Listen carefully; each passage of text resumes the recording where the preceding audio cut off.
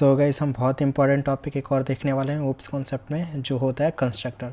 Guys constructor बहुत important topic है and then constructor के बारे में लोगों को लगता है कि उन्हें पता होता है बट एक्चुअली पता नहीं होता। तो बेसिकली इंटरव्यूअर आपको फंसा सकता है, तो बहुत इंपॉर्टेंट है। इसमें देखो कि इस वीडियो में बताऊंगा मैं कंस्ट्रक्टर एक्चुअली करता क्या है एंड देन फिर बहुत सारे रूल्स एंड केसेस कंस्ट्रक्टर के पढ़ेंगे, जैसे हमने ओवरराइडिंग, ओवरलोडिंग, ये सारे केसेस पढ़े थे इसके वैसे ही। तो देखते हैं एक बार कंस्ट्रक्टर होता क्या है। जैसे हम ऑब्जेक्ट क्रिएट करते हैं, जब हम ऑब्जेक्ट क्रिएट करते हैं तो compulsory we should perform initialization, then only the object is in a position to respond properly. ये आप समझ गए होंगे कि जब हम ऑब्जेक्ट क्रिएट करते हैं तो जो मतलब मैंडेटरी होता है कि हम इनिशियलाइजेशन परफॉर्म करें, उसके बाद ही जो हमारा ऑब्जेक्ट है किसी एक पोजीशन में रहता है कि वो रिस्पॉन्ड करे प्रॉपरली। मतलब अभी समझ भी नहीं आई होगी ये, तो आपको अभी समझ आ जाएगी जब मैं बताऊंगा आगे। तो whenever we are creating an object, some piece of the code will be executed automatically to perform initialization of the code. So guys, जब भी हम एक ऑब्जेक्ट क्रिएट करते हैं, जैसे हमने student S1 equal to new student किया, तो फिर एक पीस ऑफ कोड हमेशा एग्जीक्यूट होता है, और वो कोड क्या करता है, परफॉर्म करता है इनिशियलाइजेशन ऑफ ऑब्जेक्ट को इनिशियलाइज करता है। जब भी हम न्यू स्टूडेंट ऐसे करके ऑब्जेक्ट बनाते हैं तो फिर ये बेसिकली ये हमने ऑब्जेक्ट बनाया, ओके, एंड देन फिर ऑब्जेक्ट बनाया तो इस ऑब्जेक्ट का इनिशियलाइजेशन होता है, ओके। फिर ऑब्जेक्ट का इनिशियलाइजेशन होता है और उसके बाद जो the piece of the code is nothing but constructor. और जो इनिशियलाइजेशन होता है, जो भी piece of the code initialization के बाद का होता है, उसको हम कंस्ट्रक्टर कहते हैं। तो अभी मैं बताऊंगा वो पीस ऑफ कोड होता है क्या है। Hence the main purpose of the constructor is to perform initialization of an object. ये भी बताऊंगा आपको इनिशियलाइजेशन ऑफ एन ऑब्जेक्ट होता क्या है। तो गाइज़ आई होप ये आपको समझ आ गया होगा कि कोई पूछे आपसे कंस्ट्रक्टर क्या है, तो कंस्ट्रक्टर का काम ये नहीं है कि ऑब्जेक्ट क्रिएट करना है। कंस्ट्रक्टर का काम है to perform the initialization of an object. Initialization of an object क्या होता है, सपोज देखो ये क्लास है हमारी, पब्लिक क्लास स्टूडेंट, इसमें नेम है, रोल नंबर है, एंड एक देन कंस्ट्रक्टर हमने बनाया। अब ये कंस्ट्रक्टर है student string name int roll number, this dot name equal to name, this dot roll number equal to roll number, and then main method बनाया, and then यहाँ पे student S1 equal to new student John 101। तो guys जैसे ही हमने ये किया तो ये वाला कोड एग्जीक्यूट हुआ, एंड ये वाला कोड क्या कर रहा है, ये इनिशियलाइजेशन परफॉर्म कर रहा है। अब जो ये S1 है, ये S1 ऑब्जेक्ट है, यहाँ पे नेम में जॉन आ गया, रोल नंबर में 101 आ गया, तो ये इनिशियलाइजेशन जो परफॉर्म हुआ इसी को हम क्या कहते हैं, constructor. The piece of the code is nothing but constructor, means whenever we are creating an object, some piece of the code will be executed। तो हमने ऑब्जेक्ट किया, ये piece of the code execute हुआ, automatically execute होगा, हमने कुछ call वगैरह नहीं किया, to perform the initialization. And ये क्या कर रहा है, इनिशियलाइजेशन क्या कर रहा है। तो गाइज यही होता है एक अपना कंस्ट्रक्टर। तो सिमिलरली जैसे student S1 equal to new student John and then 101 दिया हमने, जैसे नेम 101, तो यहाँ पे name John, roll number 101। Similarly यहाँ पे S2 ऑब्जेक्ट, S2 जो है इसको रेफ़र करेगा, एंड देन ये इनिशियलाइज हो गया, ओके, जो ऑब्जेक्ट है वो इनिशियलाइज हो गया। इनिशियलाइजेशन मीन्स इसमें जो डेटा है वो स्टोर हो गया, डेटा हो गया, ये एल्स ये एम्प्टी होता, मतलब कुछ नल प्रिंट करता है, या फिर कुछ एम्प्टी हैश कोड वगैरह। बट यहाँ पे क्या हुआ, यहाँ पे जॉन 101, तो फिर ये इनिशियलाइज हो गया, बेसिकली ये ऑब्जेक्ट इनिशियलाइज हो गया। एक ये बहुत इंपॉर्टेंट नोट है, बिकॉज लोगों से पूछा जाता है कंस्ट्रक्टर क्या होता है, तो वो कहते हैं कि ऑब्जेक्ट को क्रिएट करना कंस्ट्रक्टर कहते हैं, बट नहीं, the main purpose of the constructor is to perform initialization of an object but not to create object. Guys I hope ये आपको समझ आ गया होगा। तो अब ये देखते हैं guys, constructor and instance block. एक इंस्टेंस ब्लॉक भी होता है, वो मैं आपको बताऊंगा इंस्टेंस ब्लॉक में होता क्या है, एंड उसके बीच में बेसिकली मैं आपसे पहले इंस्टेंस ब्लॉक ही बता देता हूँ क्या होता है।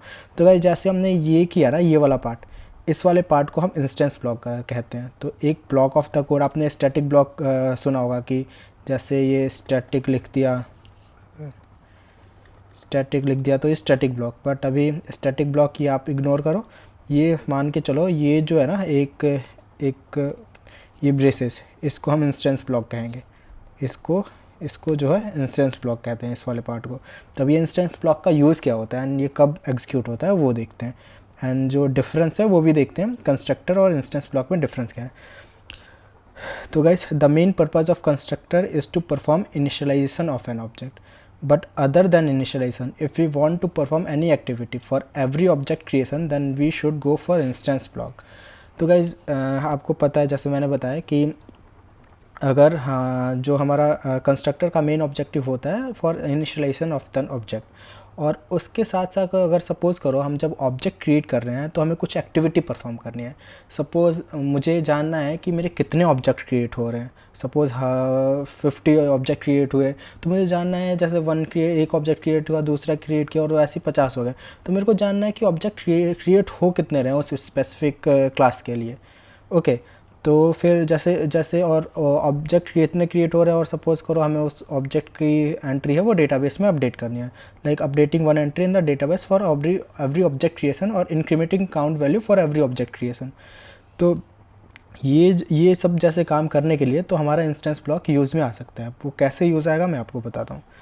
सो आप हमने ये देखा, other than installation, if you want to perform any activity for every object creation then we should go for instance block, like updating one entry in the database for every object creation और incrementing count value for every object creation.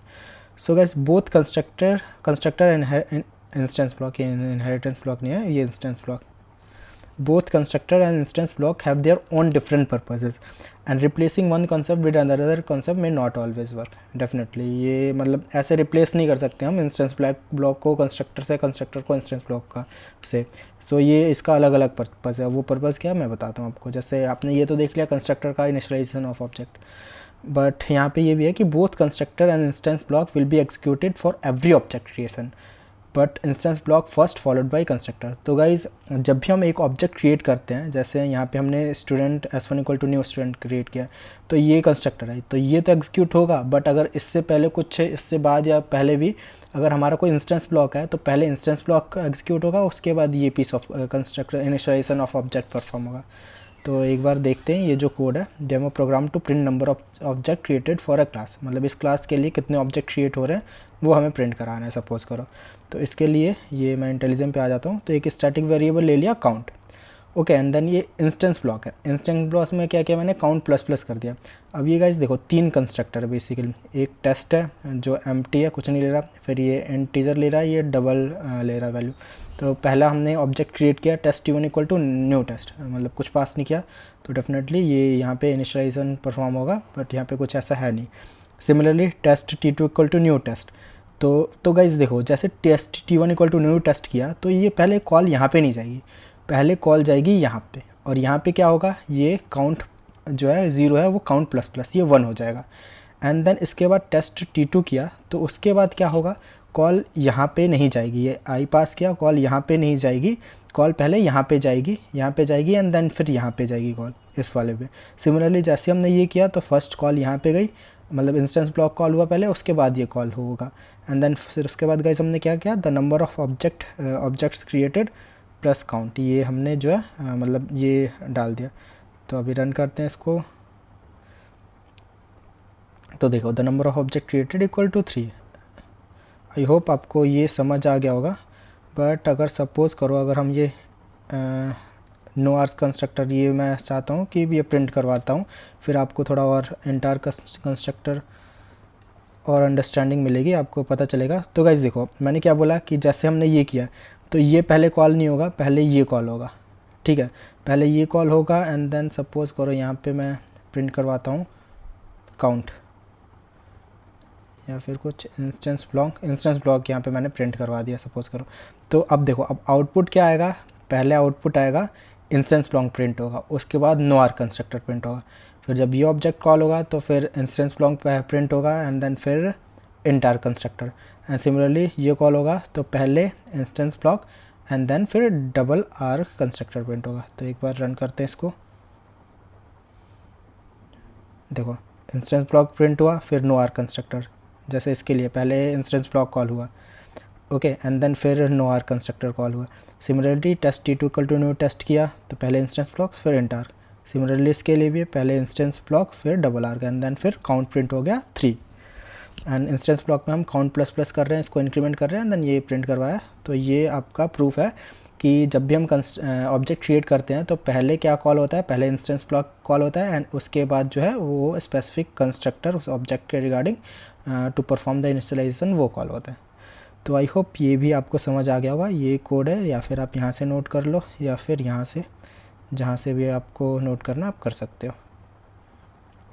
Okay, अब guys देखते हैं rules for writing constructor. Okay, rules जो है वो next video में देखते हैं, अभी तक के लिए इतना ही, बिकॉज वीडियो फिर लंबी हो जाएगी, तो रूल्स नेक्स्ट वीडियो में देखते हैं। Thank you guys.